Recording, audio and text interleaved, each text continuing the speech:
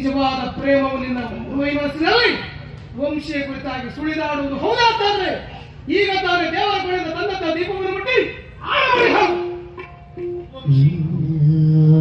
ಕಾಯಿನ ವಾಚ ಮನಸ್ಸು ದೇಹ ಮನಸ್ಸು ಮಾತು ತ್ರಿಕರಣ ಶುದ್ಧತೆಯಿಂದ ನಾನು ನಿನ್ನನ್ನು ಆರಾಧಿಸ್ತಾ ಇದ್ದೇನೆ.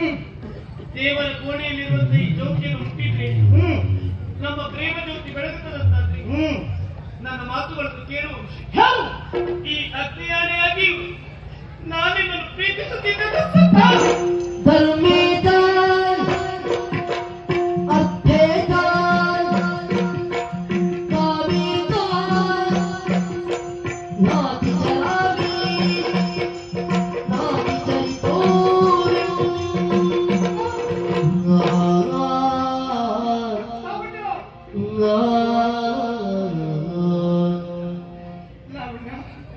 ಯಾವುದೋ ಹೆಣ್ಣಿನ ಕಾರಣಕ್ಕೆ ನಿನ್ನನ್ನು ನಾನು ಅನುಮಾನದ ಕಣ್ಣಿನಿಂದ ಕಂಡೆ.